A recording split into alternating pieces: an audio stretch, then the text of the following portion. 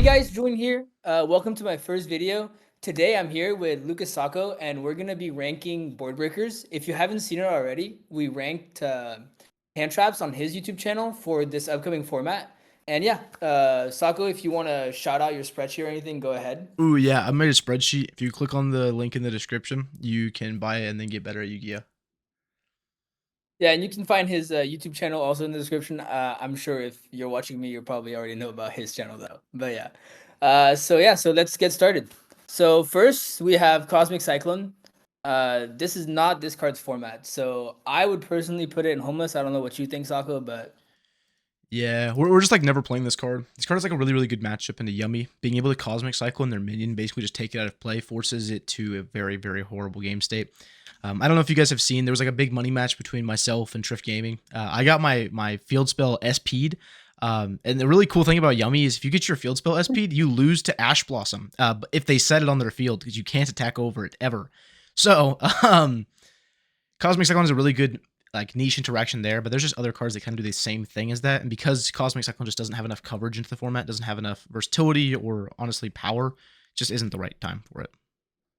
yeah, like that's literally the one use case for that card will be banish the minion, and I don't think that's enough. Homeless. Yeah.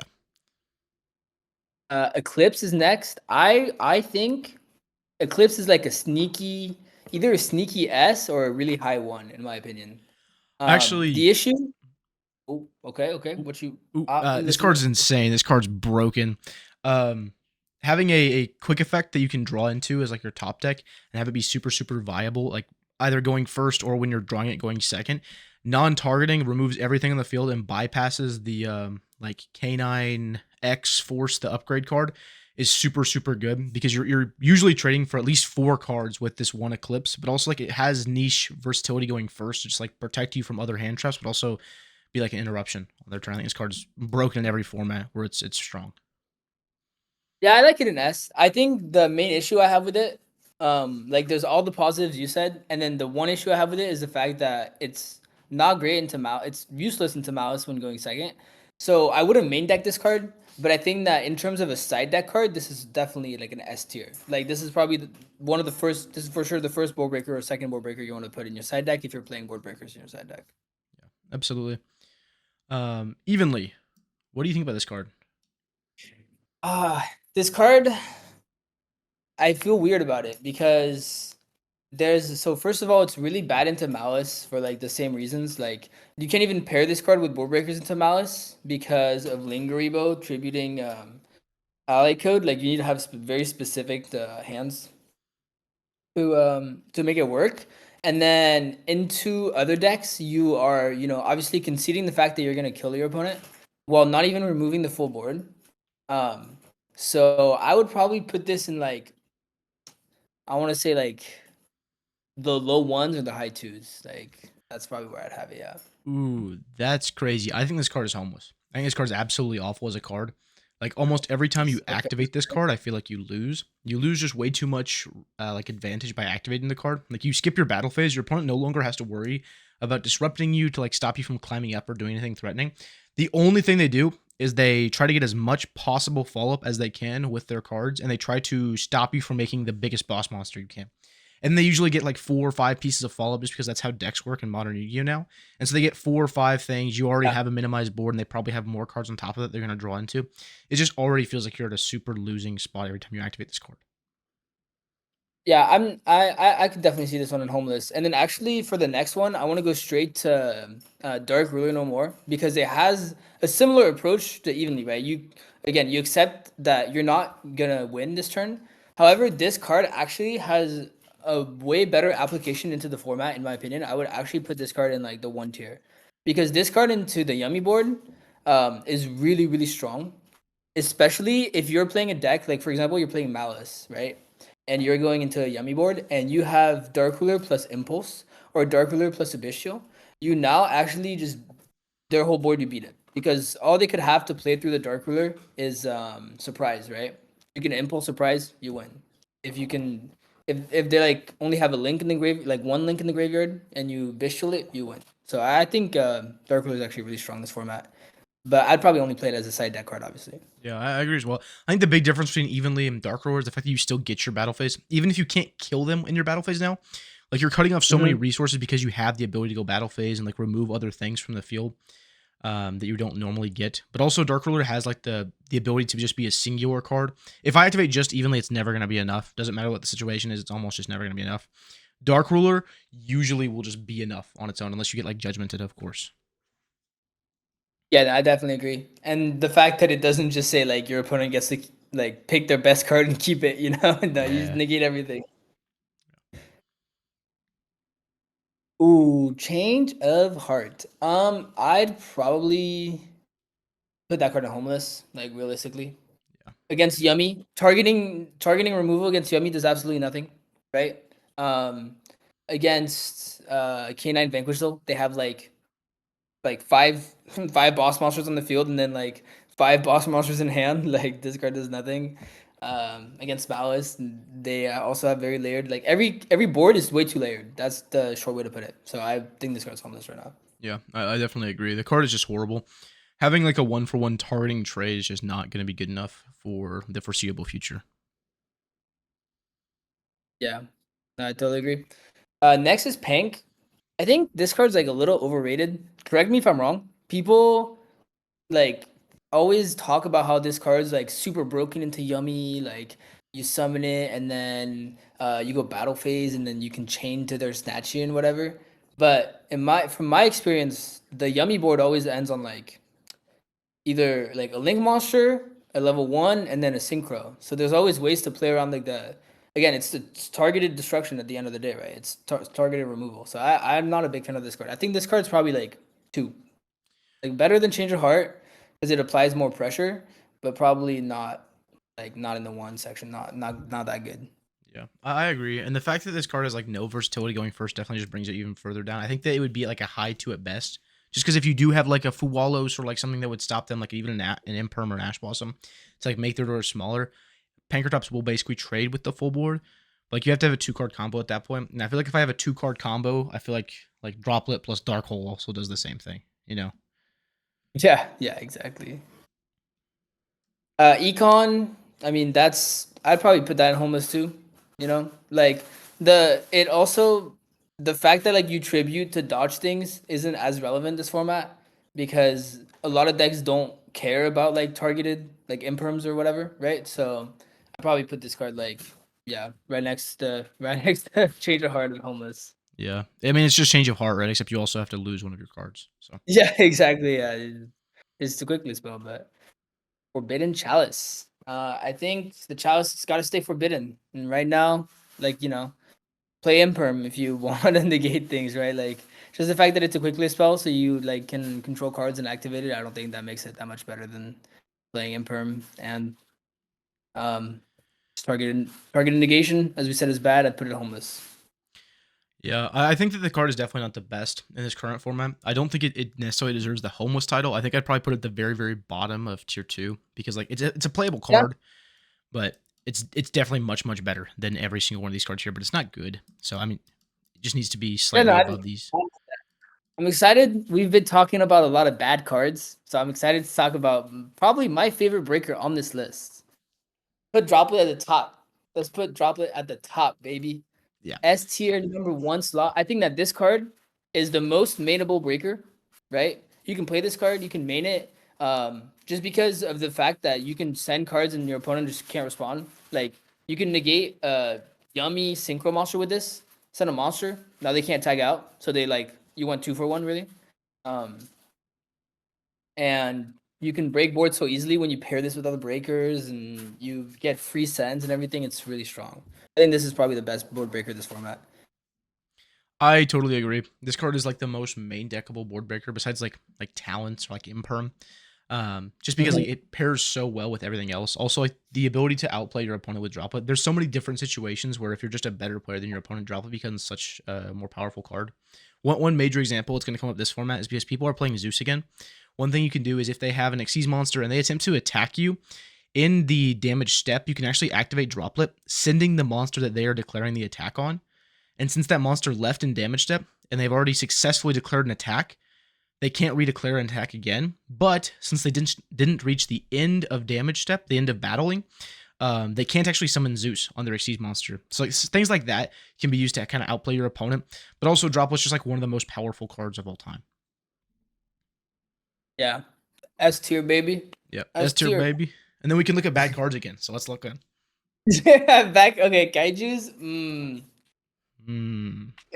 Like, yeah, they like, yeah, yeah, Yeah. homeless. Sorry, Kaiju's. Maybe like if you're playing Vanquishal and you like are desperate for fires and you play the fire one, but no. At that point, we might as well just skip to it. At that Yeah. point, you probably play Kurikara. Like, yeah. Why would you play Kaiju's when you can just play Kurikara? You know, your opponent activates a bunch of monster effects, you tribute everything, summon a big guy. This card also has actually very good application for going first. Um, if you're playing like the Vanquishal Mirror and your opponent tries to Holy Sue you, then you look at your current card and you're like, okay, tribute all the guys you just summoned. End phase, steal Holy Sue. End phase, steal Raisin. You know, like it's actually got like pretty good applications. So I'd probably put this card at like the very bottom of one because it's not great into everything, but it has a lot of upside. It Yep. has a lot of upside when it's good. I, I, So I definitely agree.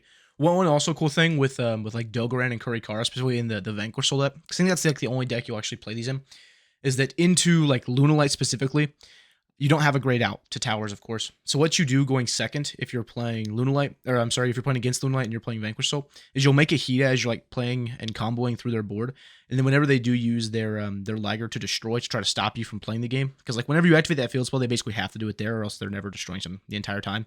They'll destroy your Hida, and then your Hida can either search for like Kurikara or Dogoran, and you can just drop it at that point and break the board. So all right, so next Duster. I actually would probably put Duster in S just because um specifically that we are having homeless there. Specifically against the top meta decks that aren't the old meta decks. Okay, so I don't think it's great into Malice. I think it's really buns into Malice. Personally, I always built my Malice decks so that people who like put in Duster, because I know people would like to play Duster, right? They're like, "Oh, you play trap cards, right?" People who play Duster would get hard punished because every single one of my cards would be chainable and have like a lingering effect. However, against the new decks, against Yummy, they always like be setting hella cards because a lot of them play breakers. So you know they set their droplets, they set their Book of Eclipse, and then you dust your like 4 for 1, and you feel great. Set the surprise. The other thing is that against Vanquish Soul, going second, one important thing about if you're playing Yummy versus Vanquish Soul is that your opponent, a lot of people flinch, and as the Vanquish Soul player, they interact against Yummy early. All they have to do, they hold their trap. Your trap cannot be interacted with, um, for the Yummy player except with a Croaky. So then they have to choose to place that field spell over the field spell that gains attack. So your opponent does not have to do anything. So against as a Yummy player, you really need to have back row removal to force the trap early, rather than like your opponent just being able to sit, wait, let you go battle phase, then you flip the trap. They lost their battle phase. They can't kill you. You have infinite follow up. You win the match or the game. Sorry. yeah, I absolutely agree. The main thing this format is that people will be playing board breakers. That is the main thing that's like driving people towards playing like harpies. I think one thing that we do need to talk about like right away after talking about harpies, because I'm definitely agreeing with you. I think we stick harpies up in S tier like immediately. But lightning storm is a little bit different than harpies, and the main thing is that you can't draw into lightning storm in the middle of a turn or like a game, which also means you like can't thrust into it a lot of the time because you're gonna have cards face up on your field. And thrust is obviously going to be, if we want to talk about that too, it's going to be really good. It's going to be really high up in the TOS. People are going to play that card a lot. Yeah. But first off, Lightning Storm, I think that it definitely loses value in comparison to Harpies because of that. Another interesting, while we're still on Harpies, quickly, an interesting thing is that if you're playing against a Draco Dell deck, you can side that card in going first. Like literally. Because if they do the turn 0 plays, they're gonna set cards, like probably 2, and then you Harpies them and you went 2 for 1. And then they don't have, because usually they'll either set cards that they need as follow-up, or they'll set cards to use as disruptions on their turn if they already have the follow-up in their hand. So no matter what, you're actually gonna hit cards of high value to them. Yeah, So that makes Harpies really strong. So yeah, I'd absolutely. probably put Lightning Storm at like the bottom of one, just because it's not as strong as Harpies, but not only by a little bit, like you said, by a decent amount. And then especially if you're already playing Thrust, there might not be a reason for you to like force Storm to fit in your deck list. Whereas if you're playing Thrust, like one Harpies, that's easy, right? Just toss it in, put it in the list. Absolutely. I think that's pretty much covering my thoughts with Lightning Storm as well. The next card here is Herald of the Abyss. This Next card, card is, yeah, it's awful. We can just skip it. Fenrir. Fenrir is a great card. Banned in the OCG for some reason. It's like way too good. But I would probably put it in like bottom two. Like I think this card's like very similar to Pank, right? Like it kind of does very similar things. Obviously like there's different windows to activate those effects, but it's not like I said already, targeted removal is not great this format. And so keep it low. Keep it low on the list. I actually disagree with you here a little bit. I think that I put Fenrir at the bottom of one because this card has better applications going first. One specific thing is that Fenrir is amazing into the new Canine cards. Anytime they go activate Izuna from your hand, if you just have a Fenrir already sitting on your field, you not only got value from summoning the Fenrir, getting the body, searching for another Fenrir just to fill your hand, but also you're getting value on turn 0 now because it's kind of stopping their Izuna and their Lupus plays, so you're getting to stop them that way as well. I think it's a little bit better than we're giving it credit for, but not much better. Yeah, I think that the reason why it doesn't quite make the one cut for me is because we're in a format where maybe not as much as last format, although we still have the same like broken decks. Going first is really, really, really, really strong. And like I don't need like my engine cards are the cards that are gonna like cover the going first aspect of my deck. I need my non-engine cards to be stronger going second than going first. Because my like I said, my engine is really strong, gonna make crazy boards, play through a lot of disruptions with just the way that the engine is built. And so I need my non-engine to be able to, break through boards or minimize boards because my engine can't do that by itself. So I prioritize their utility going second rather than going first in like ranking them here. If that Yeah, makes sense. absolutely. That makes sense. But Let's obviously put, it still comes into play, but yeah. yeah. You could just put the difference, put it like the top of two. Yeah, no, that sounds good to me. All right, Lava Golem. That's just a fancy kaiju. I'd put it like homeless, yeah. Yeah, And it's normal. I need normal summon like the best cards in all the decks. Normal summon, like let's get that out of there. Oh, my favorite card. Uh, if I was biased, it would be S tier. I love that card so much. It's probably not the format for it. But I'd probably still put it in one just because if you have the space in your side deck and you're going to a tournament where you know that like the representation will be this like mirror matches, just play this card. This card's insane. yeah, I agree. Banishing Phase, the Psalm Strike. I probably put it like at the very bottom of one because you like I wouldn't try prioritizing this card. It would just be that like if I had the space, and I've done this like a lot before. If I had the space and I know that there's gonna be a lot of mirrors, I'd play this card just because it's Psalm Strike. Yeah. I mean, it makes a lot of sense. I will say in the Malice matchup, like, it is insane because it puts a name in rotation. That's something that a lot of cards don't do, is like Broad Break and access your engine. Same thing for Yummy. Using Metal Tronus to target like an opponent's card in the mirror match, being able to summon Cupsy basically gets you to like the best combo in your deck. You can link away Yeah. Cupsy, get minion, revive Cupsy, get Cupsy effect, and now you're off to the races, and like you got surprise as well. And that's without having to use your normal summon as well. I think this card's good, just not right now. There's not enough like focused decks. Yeah, the issue with this card currently is that there are 4 decks that are like the main decks of the format, and there's even more than that. But like 4 is already too many, right? Like you want like 2 max for this card to be really really strong because then you can hard focus on decks. You can play cards that are not part of your engine just to break your opponent's boards. Right now, the format's too wide, so put Yeah, it at the bottom of one because I'm biased. that's fine.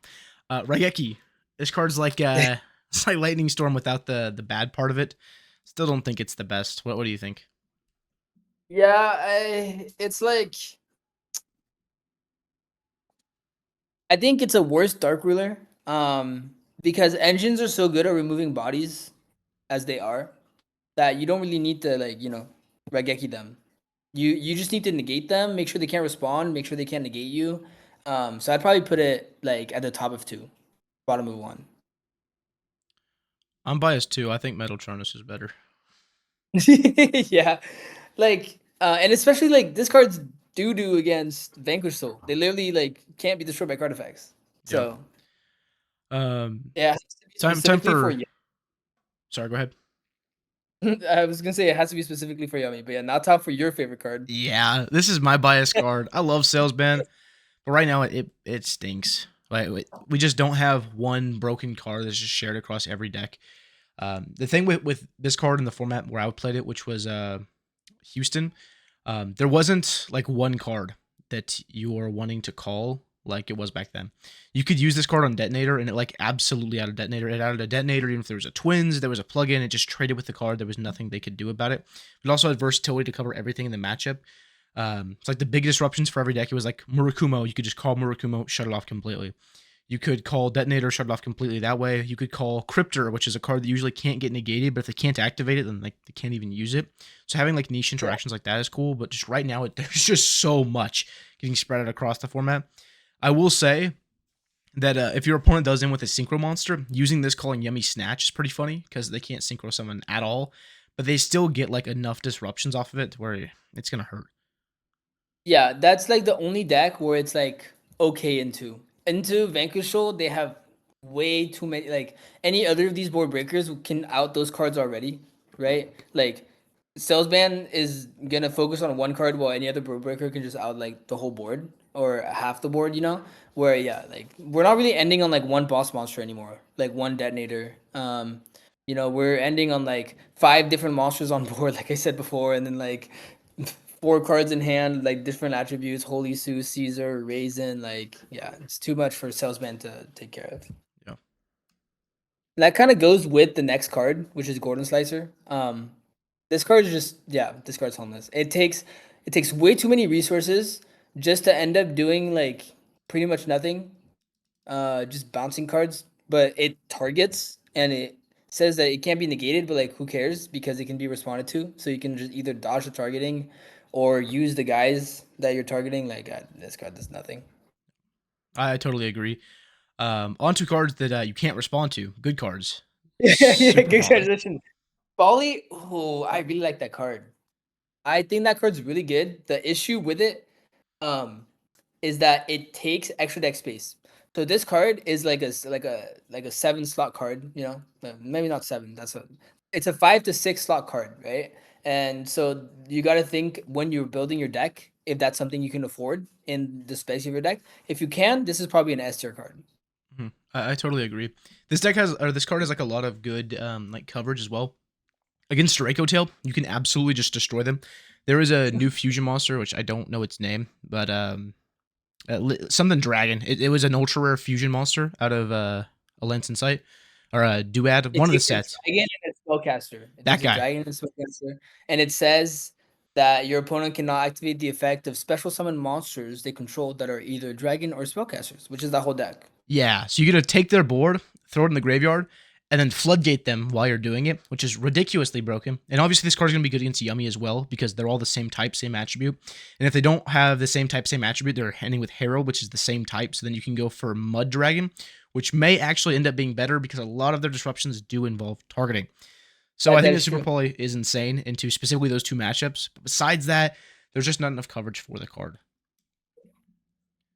Yeah, it's not great into Vanquish Soul, and it's not great into Malice, just because the Malice board is so layered that if you like are playing board breakers and you let them full combo you, they're just gonna have too much in the grave.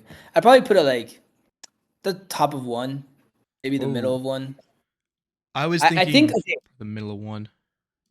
I definitely think Dark Ruler is better. Actually, I don't know why I jumped the gun on the top of one, but I think that if you have space for this card, that's the issue. Now I'm talking it down in my head. Because I'm thinking it's like if you have space for this card and you want to target specific matchups, like that makes it worth it. But then that means you need extra space because you need the extra deck space as well. So I would only really play this card if you're like playing a deck that like has a very very open extra deck, lots of space. I wouldn't play this in Malice. I wouldn't play this in Yummy, no space. I wouldn't play this in Vanquish Soul, like not a lot of space either. So if you're playing Draco Tales, like sure, your extra deck's kind of like whatever. So Yeah, that's fair. But if you're entering Draco Tail into a tournament, it's yeah. Shout out Steven this Santoli. What do you think about talents? talents.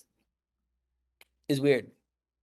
Um, I would say I have a hard time putting it S. I think that I think thrust is S because thrust can get you talents in the most opportune times when you want talents. If that makes sense. But I don't always want talents because like there are decks like that are playing full board breakers. You know, um, I guess that's the same thing for thrust. Now I'm talking myself out of that one too. But no, I mean they're definitely both S just because of the versatility of those cards. They're always good to see in your hand, right? You have engine plus you have those cards, so now you're like, okay, I have extra pushes. And if you don't get interrupted and you make a full board, like when you're playing Malice, you're happy. But yeah, I'd probably put thrust like right next to droplet. I think if I was ranking them, I'd put Thrust probably in the first spot, like absolutely just the best card. But I'd probably put Talents like right above Eclipse, maybe right below it. Talents is just like there's a reason the card's at one, right? It has three effects that at one time were all banned on one card. Yeah, And so I that's mean, true. it's got to I be think I good. put it below Eclipse because I think that in this format, Eclipse actually achieves more. Um, Talents is more versatile, but as like a board breaker, right? If we're ignoring the fact that Talents like going first is just like if you resolve it, you win. As a board breaker itself, I think Eclipse achieves more.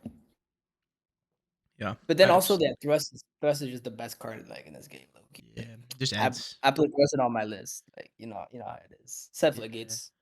Yeah, GG. it's floodgates. That card's cringe. It's awesome. Okay, last card, Ultimate Slayer. I want to talk about this card for just 1 second. Even though I don't think this card is the best, one cool thing I've seen people do is they are playing K9 and Zuna as a hand trap in their deck, and the one Xyz monster they're playing with the K9 and Zuna because they don't have that much space is Valon. If you don't know what Valon That's does true. on the field, it's just a quick effect, detach a Book of Moon something. So it's really, really good, honestly. Having a hand trap that basically just targets something and sets it face down on the field. That's something that we were doing with 2-card combos in Labyrinth with a brick, right? I don't know if you guys have even played that, but there was like some Tackle Crusader stuff you could do where you discard it to Book of Moon something. And if we're doing that with good cards, that means that we're doing something really correct because there's no bricks with that. But if they do play Ultimate Slayer in that list with Valon, then Valon has multiple purposes. Because into any Xyz deck, you can obviously Ultimate Slayer send that Valon if you didn't use it for your K9 cards. Get the removal, but also get the Valon trigger to kind of remove some back row. So that's one thing with it. Besides that one cute interaction into Xyz decks, this card's just not good enough. Yeah, I was about to say like the Valon thing is really good because like outing the Vanquisher trap is that's like their biggest piece of disruption. However, there's not enough like the format's too wide again, right? You have a synchro deck, you have a link deck, you have a XYZ slash link deck. Mostly XYZ obviously, but yeah, you like what are you gonna hit with this card? Like are you gonna play one of each target? Again, it would only really be good if you're playing a deck with infinite extra deck space, and at that point, like probably not playing the right deck. So I'd probably put this in like the top of two. I still respect this card enough. It has when it's good, it's really good. Like if you can get good value off of it, if you're playing the right cards for it, it's really good. But I don't think that it's the format for it still. Yeah. Well, another thing I've seen people do as well is in the Mitsurugi decks, they're putting Herald of Arclight in there, and they can Ultimate Yeah. Slayer send a Synchro to out something, and they also get access to their engine. But that's like the only other cute thing I've seen people doing in this format with Ultimate Slayer. But I think this list is honestly really good. I think we've done a good job here, kind of ranking out our thoughts. Is there anything you want to move around here? Mm, final check. No, honestly, this looks good. Like I'm looking at the S tier. That's what I got on my list right now for breakers, so it adds up. Ooh. You heard it here. Julien Kehon is playing Bird Breakers and Malice at the NAWC or the World Championship. Whoa, whoa, So he's whoa. okay. Anyways, hey guys, this is Lucas Sacco talking, but I appreciate you watching the video. If you wouldn't mind commenting, and subscribing, we would both appreciate you. Check out my channel. It'll be in the description box down below, as well as the spreadsheet. Check it out there. But I hope you guys have an absolutely fantastic day. Hey, and if you guys want to leave some comments down below about what you want to see me do next in terms of videos, obviously I'm just starting and I don't really know what the people want to see. And I really appreciate the 100 of you guys that subscribed even before I had any videos. You guys are the best. And yeah, thanks for the support, and I'll catch you guys next time. Thanks. Bye-bye.